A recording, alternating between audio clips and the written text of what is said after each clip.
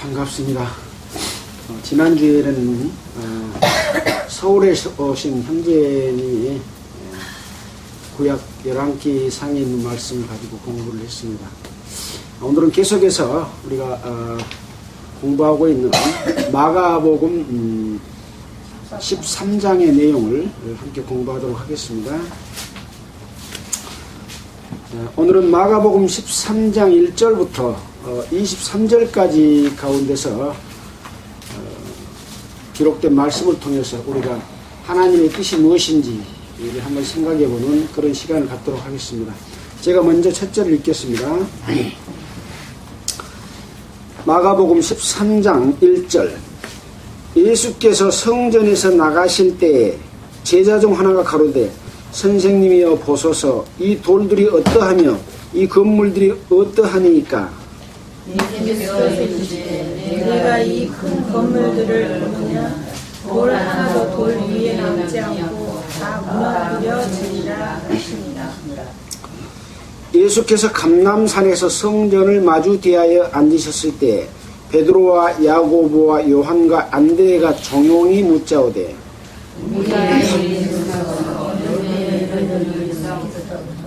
이 모든 일이 이루려 할 때 무슨 징조가 있사오리까? 예수께서 이르시되 너희가 사람이 미혹을 받지 않도록 주의하라. 많은 사람이 내 이름으로 와서 이르되 내가 그러라 하여 많은 사람을 미혹하게 하리라. 난리와 난리 소문을 들을 때 두려움 말라. 이런 일이 있어야 돼 끝은 아직 아니니라. 민족이 민족을 나라가 나라를 대적하여 일어나고 처처에 지진이 있으며 기근이 있으니 이는 재난의 시작이라. 너희는 스스로 조심하라. 사람들이 너희를 공회에 넘겨주겠고 너희를 회당에서 매질하겠으며 나를 인하여 너희를 관장들과 임금들 앞에 서리니 이는 저희에게 증거가 되려 함이라. 또 복음이 먼저 만국에 전파되어야 할 것이라. 사람들이 너희를 끌어다가 넘겨줄 때 무슨 말을 할까 미리 염려치 말고 무엇이든지 그 시에 너희에게 주시는 그 말을 하라. 말하는 이는 너희가 아니요 성령이시니라. 형제가 형제를, 아기가 자식을 죽는 데 내어주며 자식들이 부모를 대접하여 죽게 하리라. 또 너희가 내 이름을 인하여 모든 사람에게 미움을 받을 것이나 나중까지 견디는 자는 구원을 얻으리라. 멸망에 가증한 것이 서 있지 못할 것 선 것을 보거든 믿는 자는 깨달을지니라. 그때에 있는 자들은 상으로 도망치자. 지붕 위에 있는 자는 내려가지도 말고 집에 있는 무엇을 가지러 들어가지도 말며 밭에 있는 자는 겉옷을 가지러 뒤로 돌이키지 말지어다. 그날에는 아이 뵌 자들과 젖먹이는 자들에게 화가 있으리로다. 그 일이 겨울에 나지 않도록 기도하라. 이는 그날들은 환난의 날이 되겠음이라. 하나님의 창조하신 창조부터 지금까지 이런 환난이 없었고 후에도 없으리라. 만일 주께서 그 날들을 감하지 아니하셨다면 모든 육체가 구원을 얻지 못할 것이오면 자기의 택하신 백성들을 위하여 그 날을 감하셨느니라. 그때 사람들이 너에게 말하되 보라 그리스도가 여기 있다 보라 저기 있다 하여도 믿지 말라.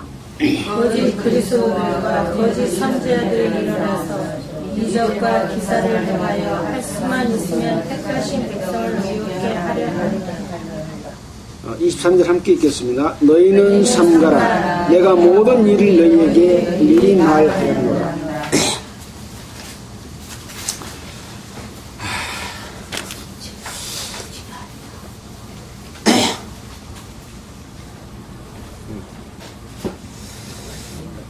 자, 우리는 시작하는 찬송에 이 세상에 근심된 일이 많고 하는 찬송을 불렀습니다. 참으로 모든 사람들이 살아가는 이 세상의 삶 가운데서 근심된 일이 참으로 많습니다. 가지 많은 나무에 바람 잘 날 없다. 그래서 식구가 많은 가정일수록 더욱더 바람잘 날이 없이 근심들이 또 많죠. 그렇다고 하나만 있으면 좋습니까? 또 얘들이 없으면 좋습니까? 너무나 외롭고 또 몸이 아팠을 때 돌보아줄 자녀들이 없어서 또 괴롭죠. 자녀가 있는데도 돌봐주지 않고 호랑이 가죽은 욕심나는데 호랑이는 무서워한다 그런 말을 했습니다마는 참으로 이 세상에서 우리 양심 가운데는 그렇게 살지 않아야 되는데 그 양심대로 살고 올바르게 사는 사람들은 찾기가 참 어렵습니다.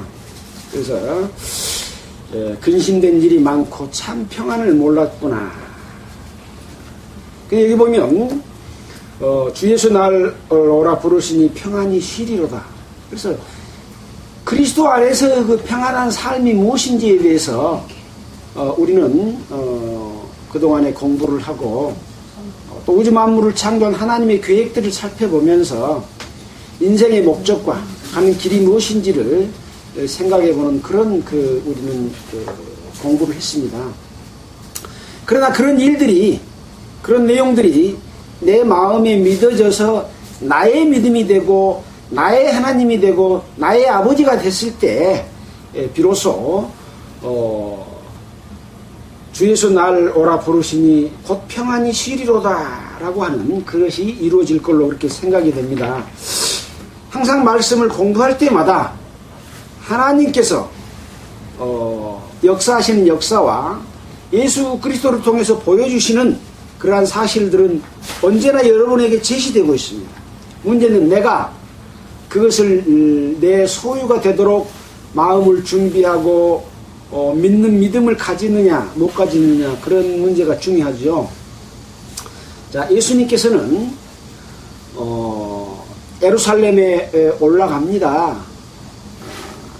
자기의 이 땅에 오신 목적을 이루고 사시고 하나님의 능력을 나타내 보이고 이제 예루살렘에 올라간다고 하는 것은 마지막으로 여호와 하나님을 잘 믿었다고 하는 대제사장, 서기관, 바리새인 장로들 그리고 또 예루살렘에 사는 그 이스라엘 백성들에게 자신의 그 하나님의 아들이심과 그 계획을 알리기 위해서 가시는데 문제는 예루살렘에 올라가면 예수님이 죽는 것을 아십니다.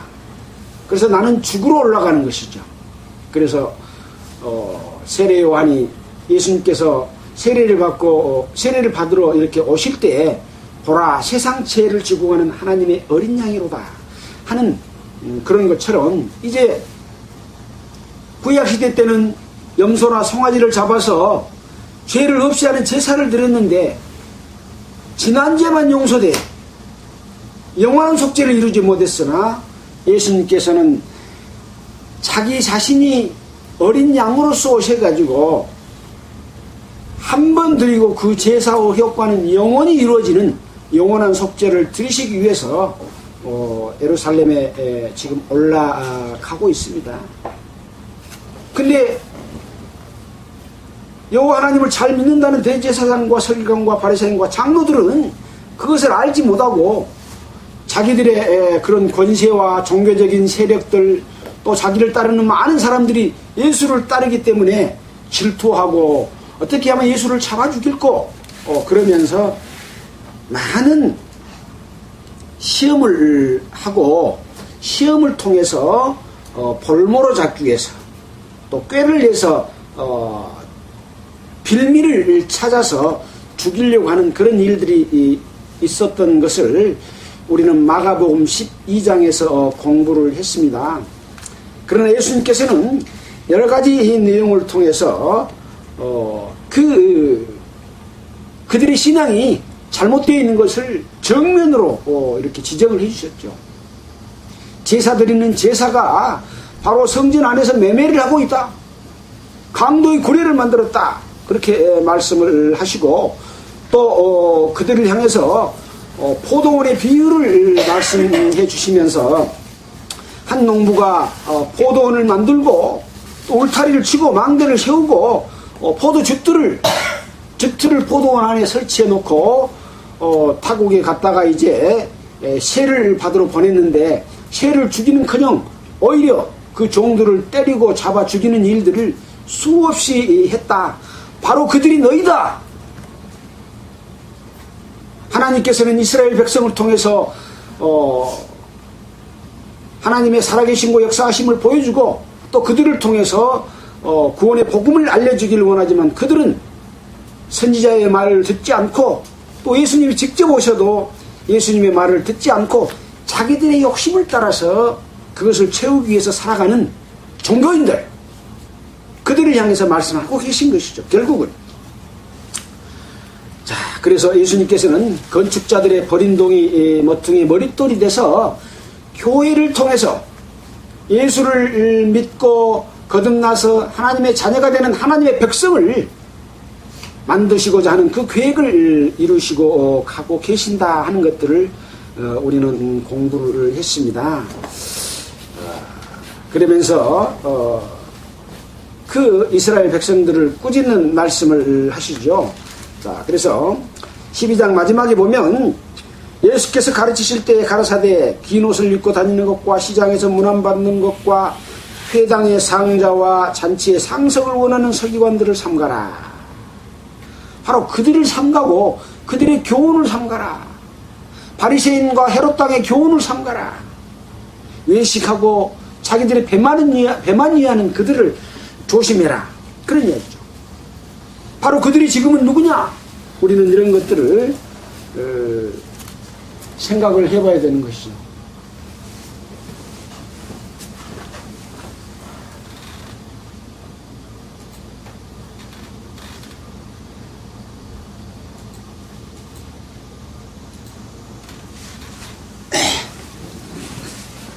방송 좀 체크했습니다. 자,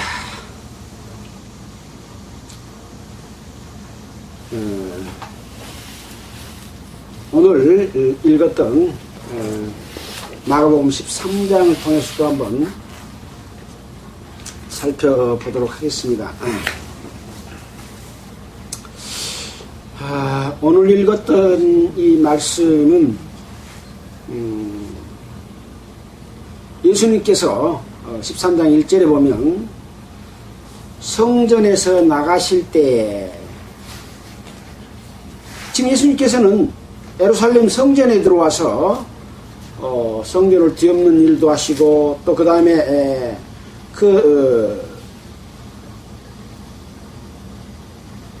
이스라엘 백성들, 또 서기관들, 헤롯 당들, 또 사두개인들, 이런 사람들이 계속해서 예수를 시험하는 그런 가운데 예수를 꾸짖는 일들을 이렇게 성전에서 하셨다가 이제 성전에서 나가실 때에 제자 중 하나가 가로되 선생님이여 보소서 이 돌들이 어떠하며 이 건물들이 어떠하니까. 예루살렘 성전을 이렇게 나가실 때 성전을 이렇게 가리키면서 이 돌들이 어떠하며 이 건물들이 어떠하니까. 그러니까 예수님께서 이르시되 네가 이 건물들을 보느냐? 돌 하나도 돌 위에 남지 않고 다 무너뜨려지리라 하시니라. 이렇게 말씀을 했습니다. 자, 여기 동일한 내용이 마태복음 24장에도 기록이 되어 있습니다. 마태복음 24장에는 어떻게 기록이 되어 있는가 한번 보겠습니다. 마태복음 24장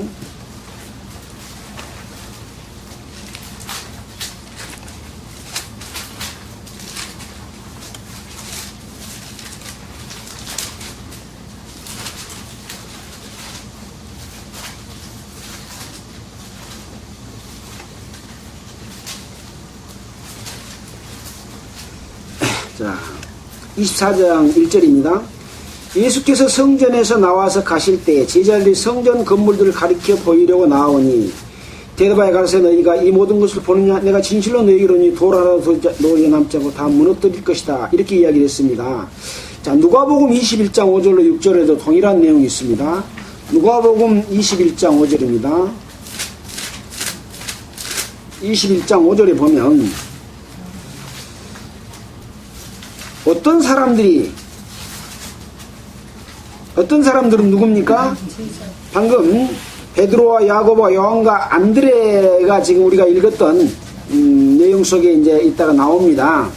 자, 어떤 사람들이 성전을 가리켜 그 미석과 헛물로 꾸민 것을 말하며, 그러니까 성전이 아름다운 돌, 미석으로 꾸며져 있는 것이죠.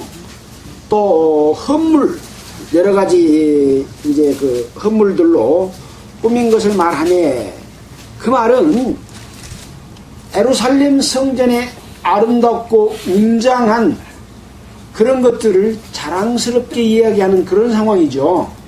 자, 다시 마가복음 13장으로 돌아왔습니다. 이렇게 그 미석의 성전의 아름다움과 규모, 또 예루살렘 안에 장식된 여러 가지 그런 것들을 자랑스럽게 이야기한 그런 상황입니다. 근데 예수님께서 뭐라고 말씀하시냐면, 네가 이 큰 건물들을 보느냐? 성전이 굉장히 웅장하고 크지요. 저희들은 그 이스라엘 성지 순례하면서 그 현장을 가보고 그 벽들이 무너진 것도 보고 왔습니다만은, 서쪽 벽은 통곡의 벽이라 해가지고 아직 벽들이 일부는 무너지고 일부는 남아있고, 다시 그것을 복원해서 벽을 이렇게 높이 쌓아 놓았습니다. 자, 돌 하나도 돌 위에 남지 않고 다 무너뜨려지리라, 이렇게 말씀을 하셨습니다. 그러니까 그 이스라엘 백성들, 또 제자들로 봐서는 어떻게 보면 엄청난 이것은 지금 솔로몬 이후에 다시 헤롯 성전을 지은 아마 그 성전일 걸로 생각이 됩니다. 그 성전은 몇 년 동안 지었냐? 46년 동안 지은 성전이거든요. 그 성전을 돌 하나도 돌 위에 남지 않고 다 무너뜨리리라, 이렇게 말씀을 하시니까 상당히 그들에게는 충격적인 그런 내용으로 받아들일 수밖에 없죠. 자, 그래서 3절에 보면 예수께서 감람산에서 성전을 마주 대하여 앉으셨을 때에, 여러분, 감람산은 예루살렘 성전에서 나와가지고 한 2km 이내의 범위, 여러분이 보는 저기 지금 예루살렘 성전의 모습이 지금 황금 돔으로 그려진 그것이 성전입니다. 성전의 이 왼쪽 이쪽으로 보면 오른쪽에는 히브리 대학이 있고 왼쪽에 보면 감람산이 있습니다. 2km 범위 이내입니다. 걸어서 이렇게 나가실 수 있는 그런 곳이죠. 저희 지금 감람산에서, 그 감람산에서 성전을 마주보고 대하여 앉았을 때에 그 말입니다. 저기 저 위치예요. 예. 앉았을 때에 베드로와 야고보와 요한과 안드레가 조용히 묻자오되, 조용히 묻는다 그 말은 조용하게 깊은 뜻을 서로 주고받을 수 있는 그런 분위기를 이야기합니다. 이제 조용히 이야기한다는 말을 보면은 관주로서 유에서 마가복음 4장 34절에 보면 어떤 상황인가, 그래서 어떤 비유로 말씀하면서 제자들에게 자세히 풀어서 설명할 때 조용히 말한다 하는 내용을 관주로 제시를 해놨습니다. 그러니까 여러 사람이 있는 데서 언제 그런 일이 있겠습니까? 이렇게 물어본 것이 아니라 조용하게 그 이야기를 한번 그 사실을 알아보고 싶은 거죠. 조용히 묻자오되 우리에게 이르소서 어느 때 이런 일이 있겠사오며 이 모든 일이 이루리 할 때에 무슨 징조가 있사오리까? 그렇게 물어봤습니다. 자, 그러니까 예수님께서 이르시되 너희가 사람의 미혹을 받지 않도록 주의하라. 많은 사람이 내 이름으로 와서 이르되 내가 그러라 하여 많은 사람을 미혹해 하리라. 여기 묻는 것은 예루살렘 성전이 돌 하나도 돌 위에 남지 않고 다 무너뜨릴 것이다 라는 것을 물어봤는데, 예수님께서는 상당히 광범위한 말씀을 지금 하고 계십니다. 그러니까 어느 때에 이런 일이 일어나겠는가, 성전이 무너질 일이 일어나겠는가 라고 물어보니까 너희가 사람의 미혹을 받지 않도록 주의하라. 많은 사람이 내 이름으로 와서 내가 그러로 하여 많은 사람을 미혹해 하리라. 그러니까 예수님은 이스라엘 백성들을 구원해내기 위한 메시아로 오실 것을 예언을 해놨습니다. 그래서 많은 사람들이 와서 내가 그러라 라고 말한다고 하는 것은 내가 이스라엘 백성들을 구원해줄 구원자다, 내가 그리스도다, 그렇게 와서 이야기를 하면서 미혹할 거에 대한 이야기를 했습니다. 그래서 요한복음 4장 25절을 한번 보겠습니다. 요한복음 4장 25절.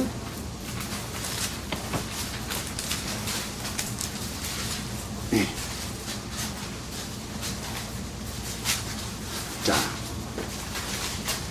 25절에 보면 여자가 가로되 메시아 곧 그리스도라 하는 이가 오실 줄을 내가 아노니 그가 오시면 모든 것을 우리에게 고하시리이다. 예수께서 이르시되 내게 말하는 내가 그로라 하시니라. 여기 보면 그 사마리아 여자하고 대화하는 가운데서 이 산에서도 말고 예루살렘에서도 말고 아버지께 예배할 때가 이른다고 했다. 그런 이야기를 주고받으니까 이 여자가 메시아 곧 그리스도로 하는 이가 오면 우리에게 모든 것을 알려주실 것이다. 그렇게 말씀하시는 바로 그러니까 메시아를 기다리고 있는 것이죠. 그래서 내가 그로라 하면서 다시 마가복음으로 돌아왔습니다. 하여 많은 사람들을 미혹하게 할 것이다.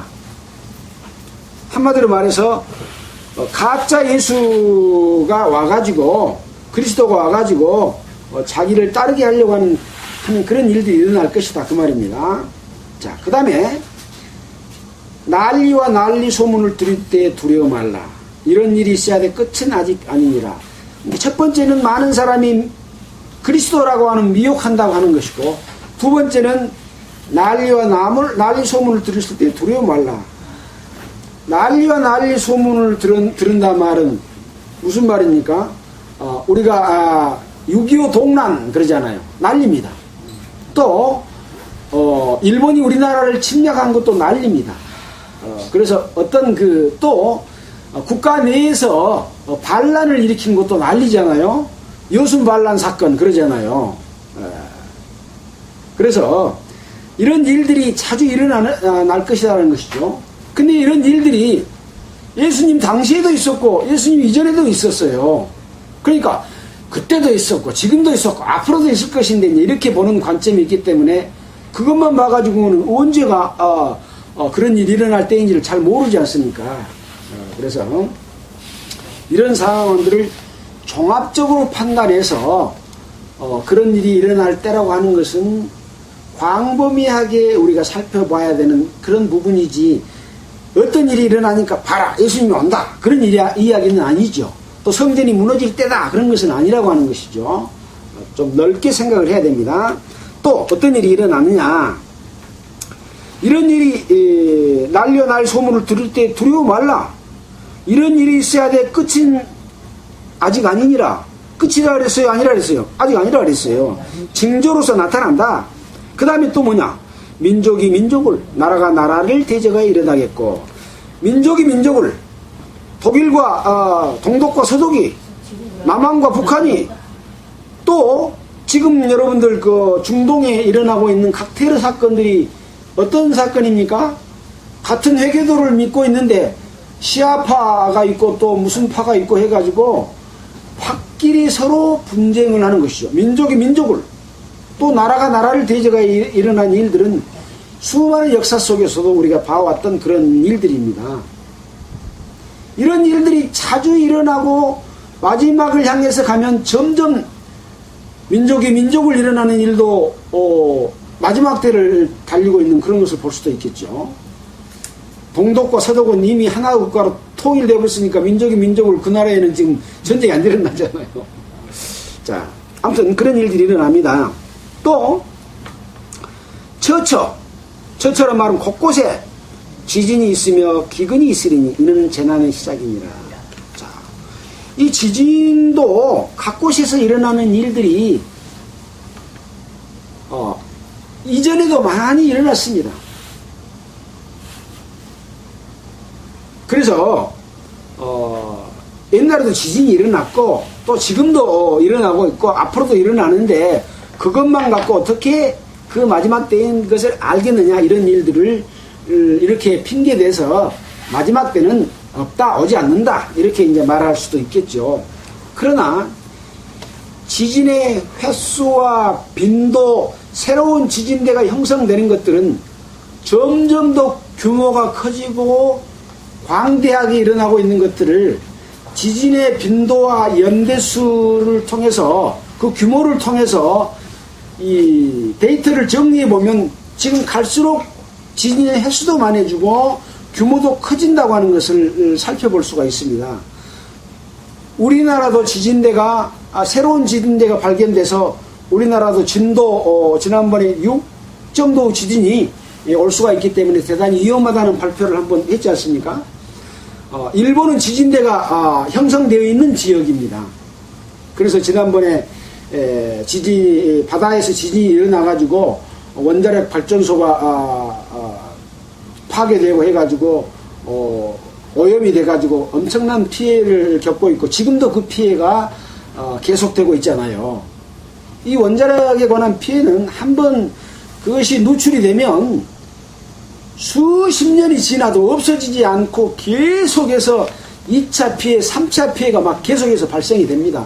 그것을 그 오염된 것을 먹으면 먹는 사람도 또 문제가 생겨가지고 대가리 2개 달린 짐승이 태어나기도 하고 이런 팔이 이상하게 꼬그라져서 태어나기도 하고 막 그런 기형아들이 출산되는 거죠. 또 뭐 백혈병도 걸리고 어떤 그 이변들을 일으키는 것이죠. 우리가 잭초제만 치는 것도 우리 몸에 흡수가 되면 바로 나타나는 것이 아니라 한 30년, 40년 되면 나타나가지고 올랑 갔다 온 사람들이 자기도 모르게 한쪽 다리가 말을 안 들어. 쩔룩쩔룩해. 네. 그런 일들이 벌어나지 않습니까? 그래서 엄청나게 무서운 일들이 일어나는 거죠. 자, 그런 지진들이 일어납니다. 그 다음에는 뭡니까? 기근. 기근은 뭐예요? 가물어서, 메말라가지고, 흉년이 드는 것이 기근입니다.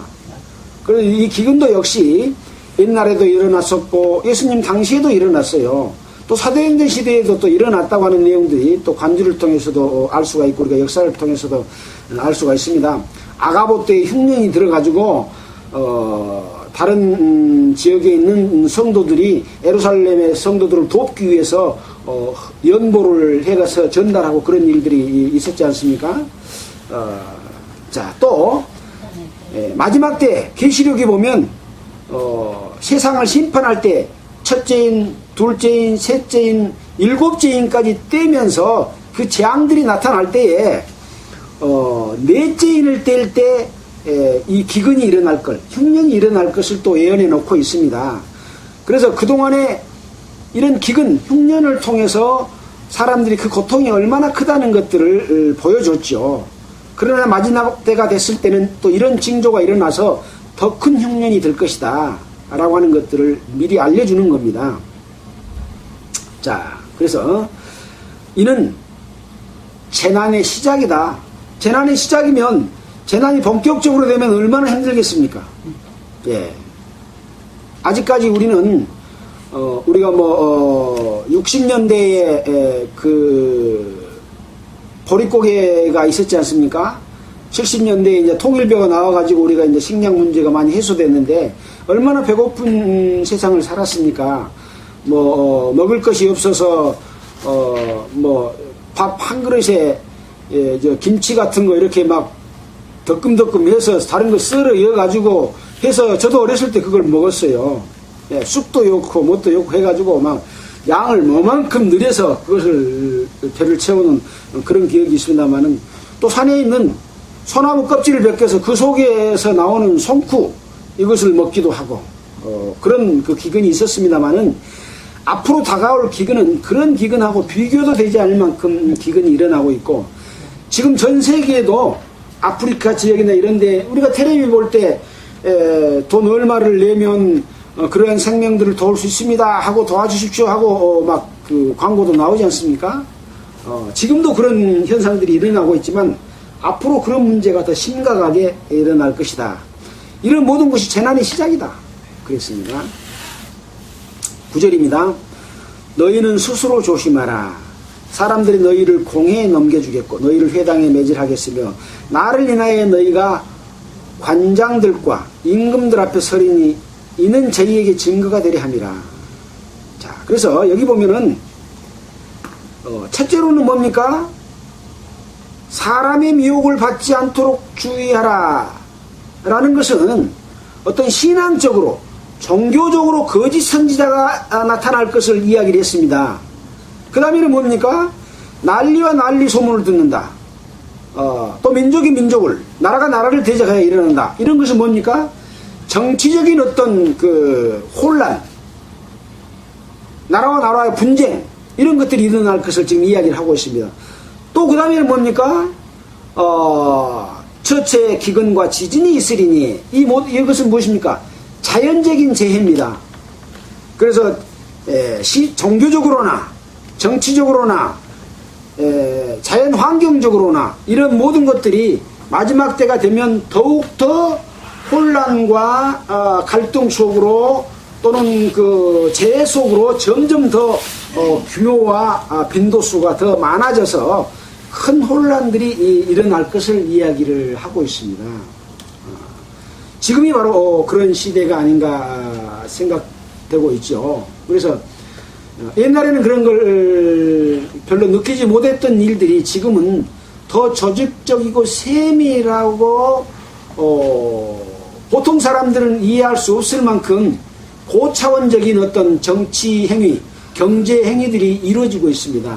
그래서 컴퓨터를 통해서 또는 어떤 그 비밀스러운 조직을 통해서 또는 여러 가지 제도를 통해서 전 세계를 하나의 체제 속으로 끌고 가려고 하는 그런 움직임들이 WTO나 IMF나 금융 또는 경제 이런 모든 것들을 한 체제 속으로 끌고 가서 이런 사회적인 복잡한 문제들, 전쟁들, 아까 말한 대로 신앙적인 부분들 또는 자연환경 재해적인 부분들 이런 것들을 우리가 해결하겠다 하고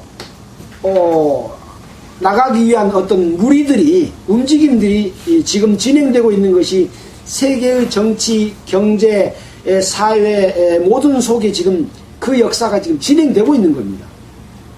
보통 사람들이 알지 못하는 속에서도 그런 일들을 추진하고 있는 거대한 세력들이 있습니다. 그래서 그 세력들에 의해서 한 나라의 대통령이 뽑히기도 하고 또 한 나라의 대통령을 끌어내리기도 하고 어떤 사람을 세우기도 하고 이런 일들이 움직여지고 있는데 사람들은 끝으로 봐서는 그걸 몰라요.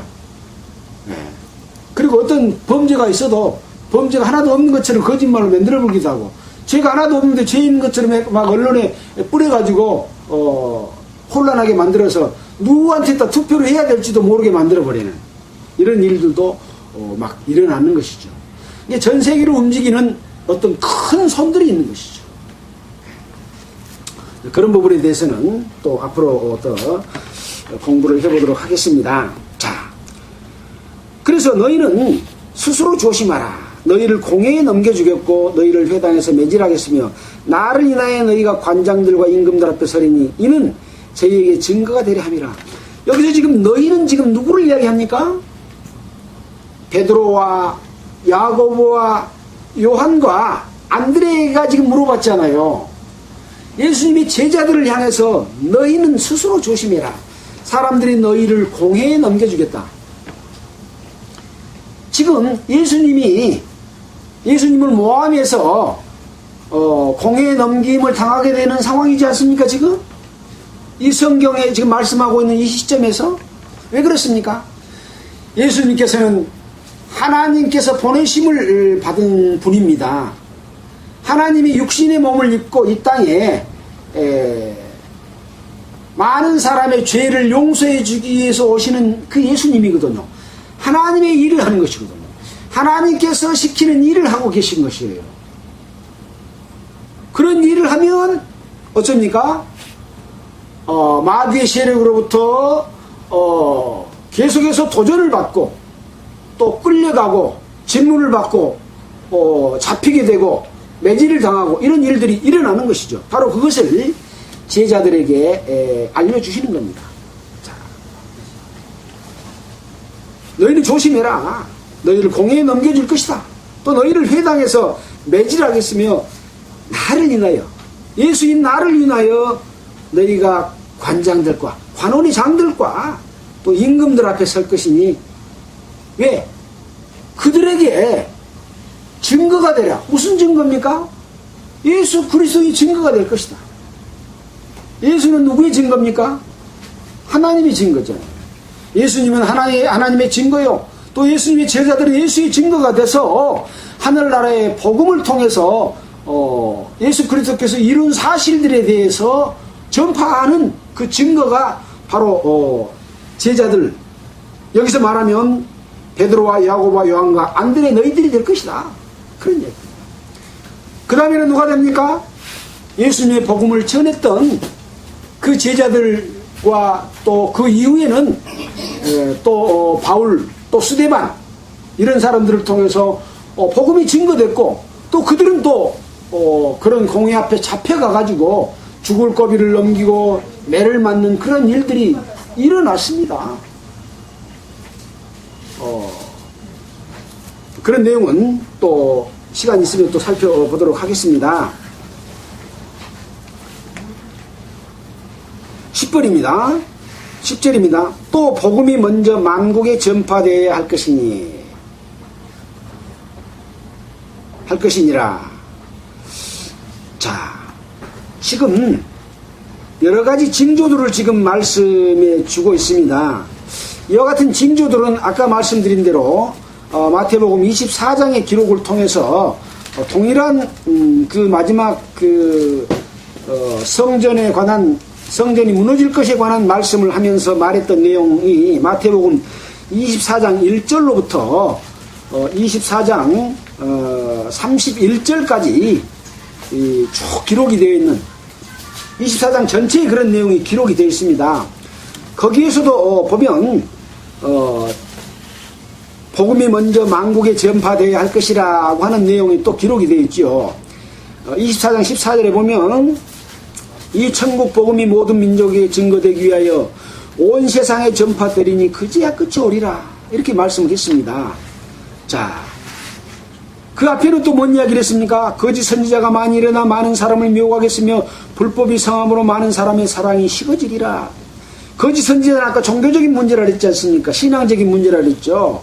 그래서 우리나라에도 지금 내가 예수다 그런 사람이 몇 명인지 압니까? 37명이래요. 이거 몇 년 전에 제가 기록했는 통계를 여기다 써놨는데, 또 내가 하나님이다 하고 말한 사람이 13명이래요. 지금도 내가 예수다고 말하는 사람 있죠. 재림 예수다. 이만희.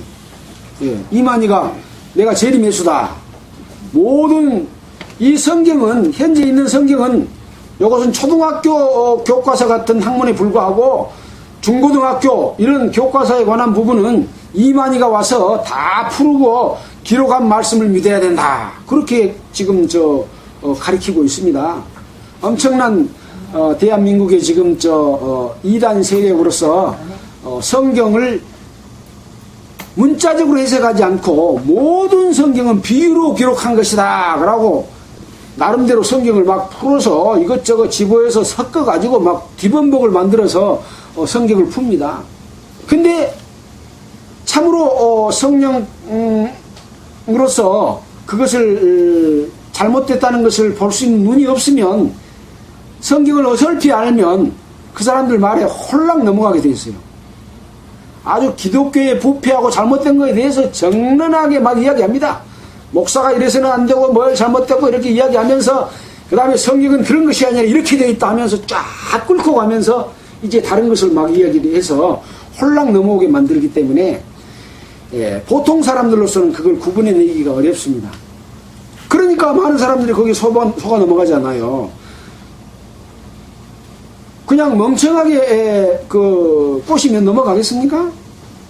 바로 에덴 동산에서 마귀가 아담과 이브를 꼬였던 것처럼 사람의 심리를 잘 이용해가지고 그것을 넘기는 것이죠.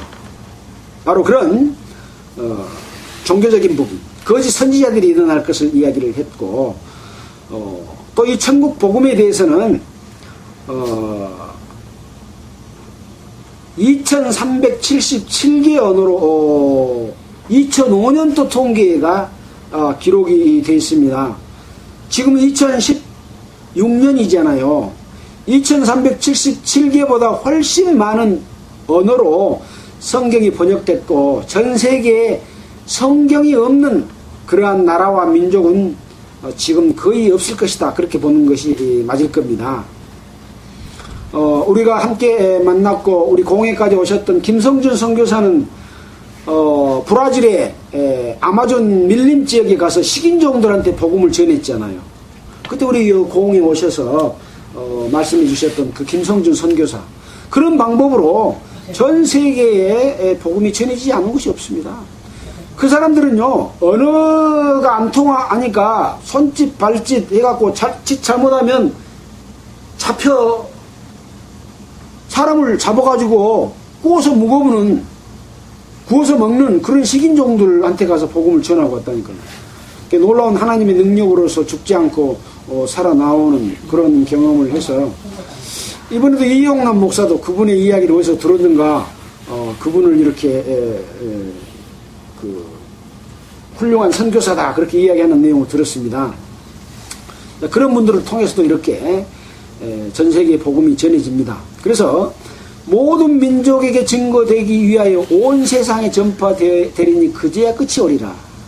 그래서 나는 예수를 들어보지도 못했기 때문에 나는 예수 안 믿어도 처벌받지 않는다 하고 말할 수가 없다 그랬죠.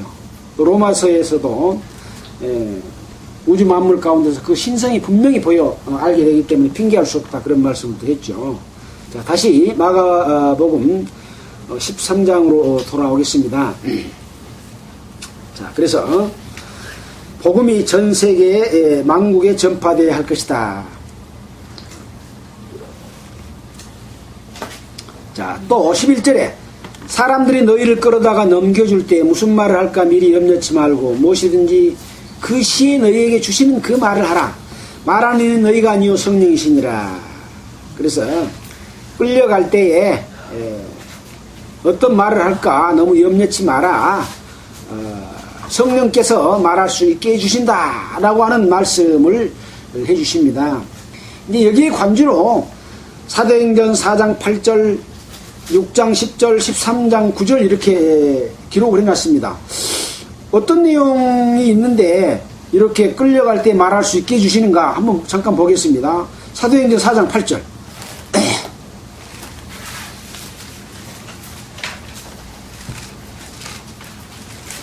자, 사도행전 4장 8절입니다. 자,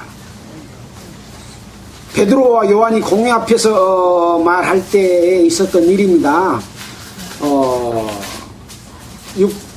5절에 보면 이튿날 관원과 장로와 서기관들이 예루살렘에 모였는데 대제사장 안나스와 가야바와 요한과 알렉산더와 및 대제사장의 문중이 다 함께 참여하여 사도들을 가운데 세우고 묻되 너희가 무슨 권세와 네 이름으로 이런 일을 행하느냐 라고 이렇게 물어보니까 베드로가 성령이 충만하게 가로되 백성의 관원과 장로들아 만일 병인에게 해간 착한 일에 대하여 이 사람이 어떻게 구원을 얻었느냐고 오늘 우리에게 질문하면 너희와 모든 이스라엘 백성들은 알라.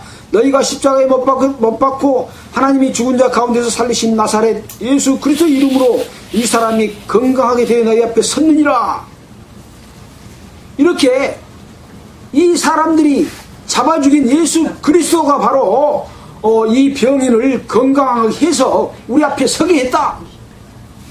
이런 말을 어떤 힘으로 말한다고요?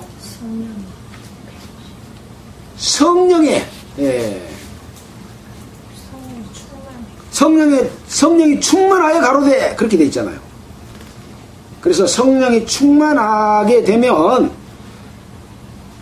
담대하게 두려워하지 아니하고 말할 수 있다. 그러니까 집회 가도 걱정 마라. 이런 말씀을 해주시는 겁니다. 또 거기 보니까 6장 10절에 또 6장 10절은 누굽니까? 아마 6장 10절은 스데반의 일인가요? 6장 10절에 보면 스데반이 지혜와 성령으로 말함을 저희가 능히 감당치 못하여 사람들을 가르쳐 말시키되 이 사람이 모세와 및 하나님을 모독하는 말하는 것을 우리가 들었다 하고 스데반을 거짓말로 이런 말을 했다고 하면서 스데반을 데리고 가가지고 이제 스데반을 죽이려고 관원들 앞에 세우는 그런 일들이 또 일어납니다. 그러니까 스데반이 이제 대제사장이 가로되 이것이 사실이냐 하고 물어보니까 스데반이 가로되 여러분 부형들이여 들으소서.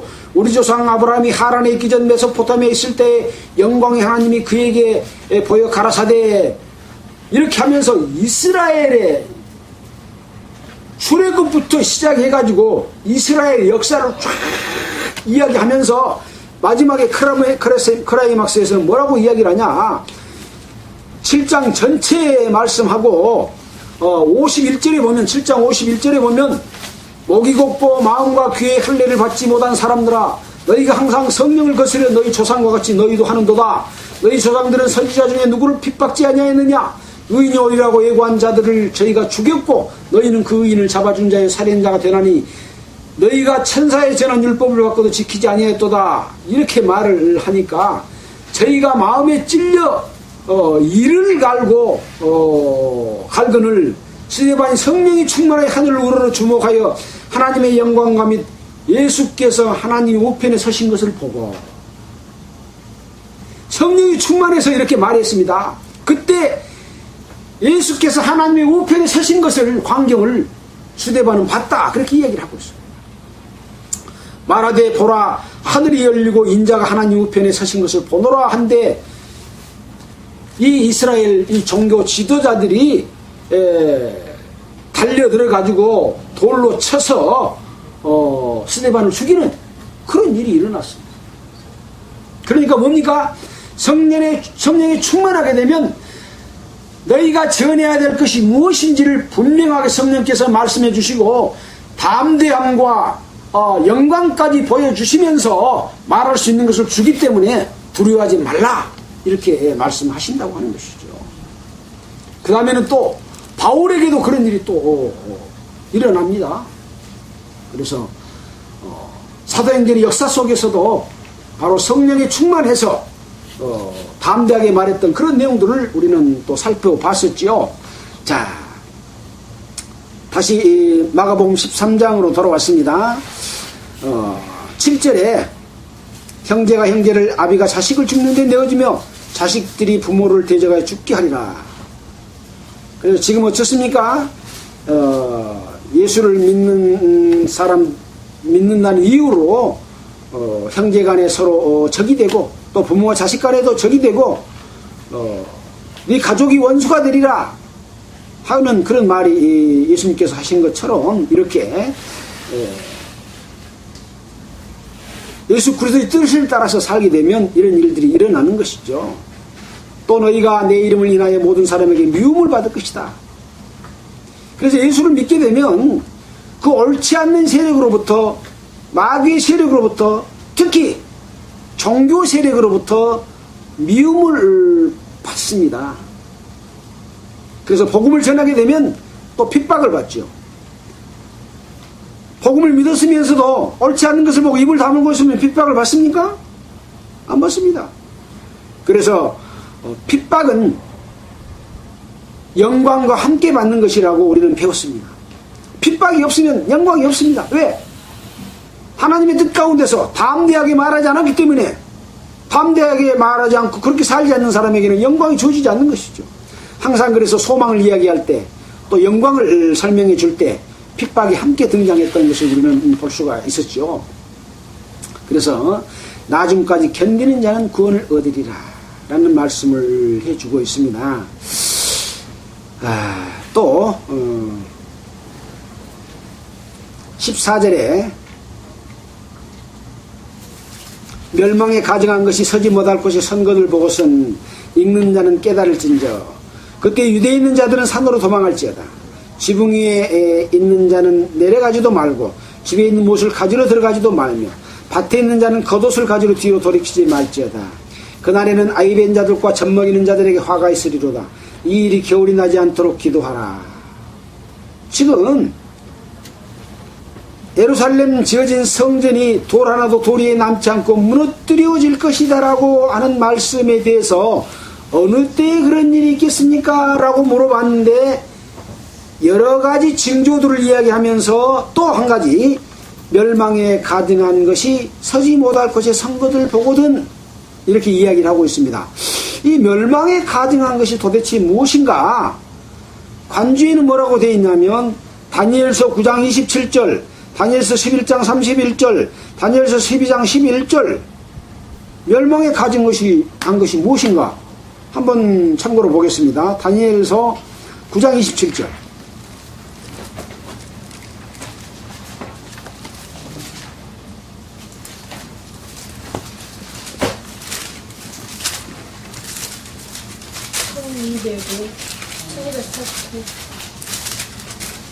다니엘서 9장 27절에 보면은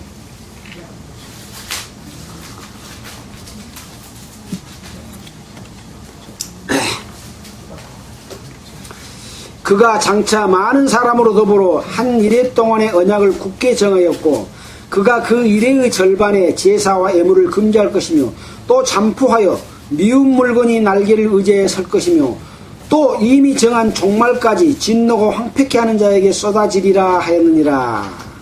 그래서 여기 이 예언은 인류의 역사의 마지막 부분에 일어날 것에 대한 예언입니다. 그래서 이제 그 전에 보면은 25절에 그러므로 너는 깨달아 알지니라 예루살렘을 중건하라는 영이 날 때부터 기름을 부음을 받은 자 곧 왕이 일어나기까지 7일에와 62일에가 지날 것이요 그때 곤란한 동안에 성이 중건되리라 되어 거리와 해자가 이룰 것이며 62일 후에 기름 부음을 받은 자가 끊어져 없어질 것이며 장차 한 왕의 백성이 와서 그 성과 성소를 회파하려니와 그의 종말은 홍수에 엄몰될 것이며 또 끝까지 전쟁이 있으리니 황폐할 것이 작정되었느니라 라고 마지막 때에 관한 부분을 예언하면서 69일의 마지막에 예수님이 죽으실 것에 대한 어떤 예언이다 이렇게 성경학자들은 또 말하고 있습니다. 그래서 69일에와 70일 일의 사이가 교회 시대다 이렇게 성경학자들이 풀이를 하고 있습니다. 그래서 이러한 자세한 부분에 관해서는 나중에 이 부분을 또 전문적으로 또 한번 공부를 해서 살펴볼 부분이기도 합니다. 또 아까 그랬죠. 다니엘서 몇 장이라고 그랬습니까? 11장 31절이라고 그랬죠. 11장 31절에 또 보면 어떤 말씀이 있냐면 군대는 그의 편에 서서 성소 곧 견고한 곳을 더럽히며 매일 드리는 제사를 피하며 멸망케 하는 미울 물건을 세울 것이며 그가 또 언약을 배반하고 악행하는 자를 괴율로 타락시킬 것이나 오직 자기의 하나님을 아는 백성은 강하여 용맹을 발하리라. 그래서 이 거짓 선지자가 적그리스도가 일어나서 그 거룩한 곳 성소를 더럽힐 것이다. 또 매일 드리는 제사를 폐할 것이다. 멸망케 하는 미울 물건을 세울 것이다. 이런 그 예언이 또 기록이 되어 있습니다. 또 12장 11절에도 보면 이런 말씀이 있습니다. 매일 드리는 제사를 폐하며 멸망케 하는 미울 물건을 세울 때부터 1290일을 지낼 것이요 기다려서 1335일까지 이르는 그 사람은 복이 있으리라.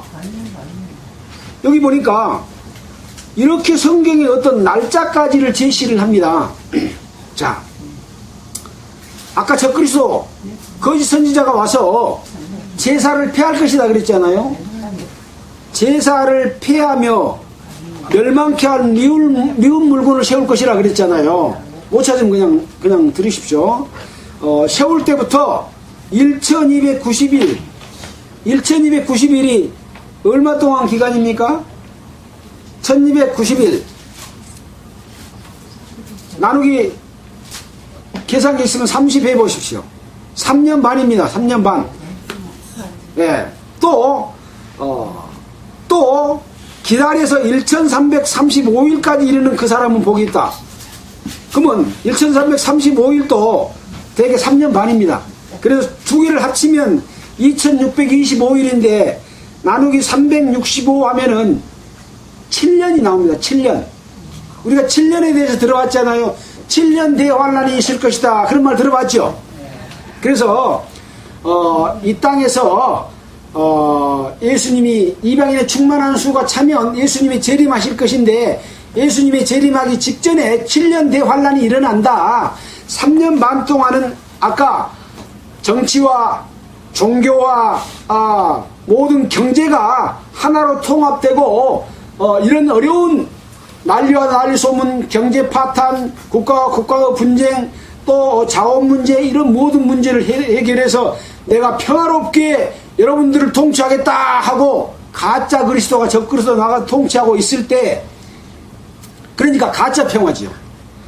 예수께서 주시는 진짜 평화가 아니라 가짜 평화가 3년 반 동안 이제 살만한 세계가 됐다. 싸움도 없고 먹고 살 걱정도 없다. 근데 문제는 666을 받기 위해서 666을 받지 않는, 표를 받지 않는 사람은 매매를 할 수 없더라. 그래서 666 표를 받으면 마귀에게 예속되는 그런 일들이 있을 것이다. 그런 이야기 우리는 많이 들어봤지 않습니까?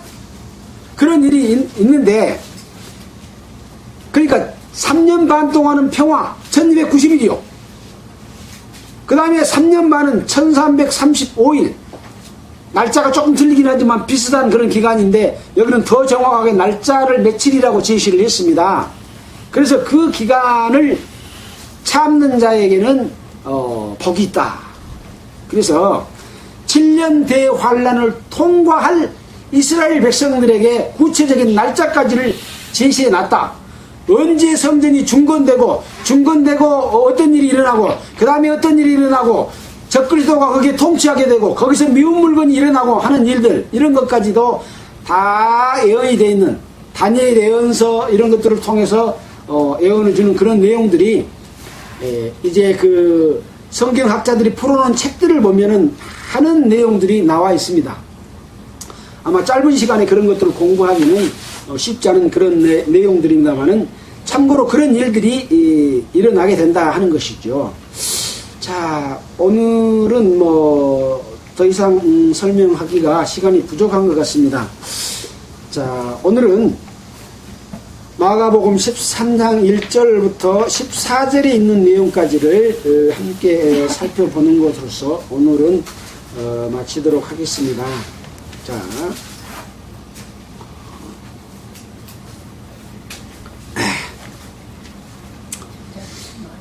우리는 열심히 이렇게 무더운 날씨에도 이렇게 불구하고 열심히 일을 하고 삶의 현장에서 고생하고 있습니다. 그러나 언젠가 우리는 이제 나이도 들게 되고 또 그에 또 앞서서 언제일지 모르지만은 이 땅에 복음이 다 전해지고 났을 때 마지막 시대가 도래할 것입니다. 참으로 우리가 이 세상에 사는 목적이 무엇인지, 과연 우리가 일하기 위해서 이 땅에 왔는지, 먹고 살기 위해서 왔는지 모르지만 먹고 산 사람은 한 번도 본 적이 없다, 그런 말씀을 제가 드렸습니다. 먹고 살 사람이 있으면 손 한번 들어보십시오. 먹고 다 죽습니다. 왜 그러냐? 이런 먹는 것은 살기 위해서 먹잖아요. 근데 참 양식이 아니기 때문에 먹고 죽습니다. 참 양식을 먹으면 죽어도 살겠고 나를 믿는 자는 영원히 죽지 아니하리라고 하는 삶, 이것이 바로 참 양식인데 그 참 양식은 예수 그리스도다. 예수 그리스도를 먹고 마시면 죽어도 살겠고 부활해서 영원한 하늘나라에서 살게 된다고 하는 것이 성경의 복음입니다. 그래서 우리는 그동안에 믿고 살아왔던 것은 과학적으로 증명이 되고 눈에 보이는 것만 믿었지만 우리는 오랜 기간을 성경을 공부하면서 눈에 보이지 않는 것이 훨씬 많고 우리가 알지 못했던 하나님의 능력과 그 계획과 섭리, 이런 것들을 우리는 많이 들었기 때문에 그쪽으로 우리의 삶의 인생의 목표를 정해서 먼저 내 자신이 하나님의 자녀로 태어나고 내 사랑하는 남편과 아내 그리고 가족들이 예수를 믿고 우리와 똑같은 소망을 가지고 살 수 있도록 하는 것이 우리가 이 성경을 공부하고 또 공부하고 말씀을 깨달은 사람이 하나님 앞에 예배드리는 목적이다 하는 것을 생각하면서 마치도록 하겠습니다. 기도하겠습니다. 하나님 아버지 참으로 감사를 드립니다. 인간을 존귀한 존재로 만들었지만 스스로 존귀함의 체험을 알지 못하고 짐승처럼 살고 있는 먹고 마시고 즐기는 것으로 사는 것으로 끝내버리는 사람들이 너무나 많습니다. 인간의 존귀함을 깨닫고 그 존귀함은 하나님을 만날 때 예수 그리스도를 영접함으로 말미암아 그 존귀의 가치를 알 수 있다고 하는 것을 여기에 있는 모든 분들이 알도록 주님 도와주시고 일깨워 주시옵소서. 그래서 하나님의 자녀로 태어나서 아직 구원받지 못한 남편과 아내 그리고 가족들에게 하나님의 말씀을 증거해서 함께 영원한 생명을 얻을 수 있도록 도와주시기를 간절히 바라고 원합니다. 또 건강하게 주님이 오실 때까지 우리가 휴거될 수 있는 시간까지 건강하게 살도록 우리 건강을 주님 지켜주시옵소서. 예수님 이름으로 기도했습니다. 아멘. 찬송가는 408장 하겠습니다. 408장.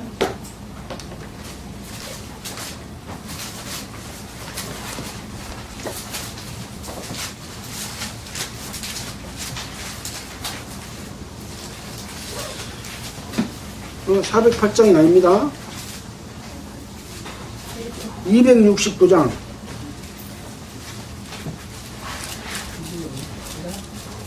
269장.